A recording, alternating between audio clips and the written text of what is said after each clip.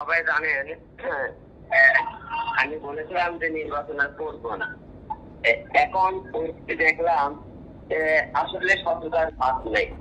তাই আমি ঢাকা থেকে দক্ষিণ থেকে কনফেশনের নির্বাচন মেয়র হিসেবে নির্বাচন করতে চাই। তাই দেশের জনগণ এবং আমার যারা ভোটার এলাকার সবার ভালোবাসা তো আছেই।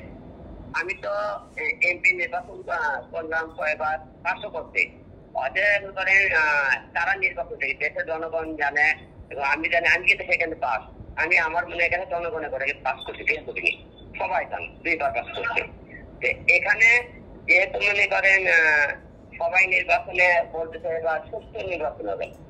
সুস্থ যদি নির্বাচন হয় তাহলে আমরা সুস্থ নির্বাচনে আসি। আরেকবার দেখি আওয়ামী লীগের কয়েকবার করে সুস্থ পাইলাম না, এবং থেকে বর্তমানে সরকারের অধীনে আর একটা নির্বাচন করে দেখি সুস্থ নির্বাচন চাই কিনা দেশে সবাই বলতে সুস্থ নির্বাচন হবে। নির্বাচন তুমি ইজাল নির্বাচন করবে না কেন?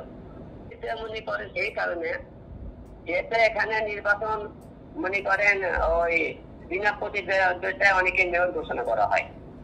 তাহলে আমরাও তাহলে কেন আমরা পারবো? তাহলে এখানে স্বতন্ত্র হিসেবে করবে। এখন পর্যন্ত স্বতন্ত্র আছে।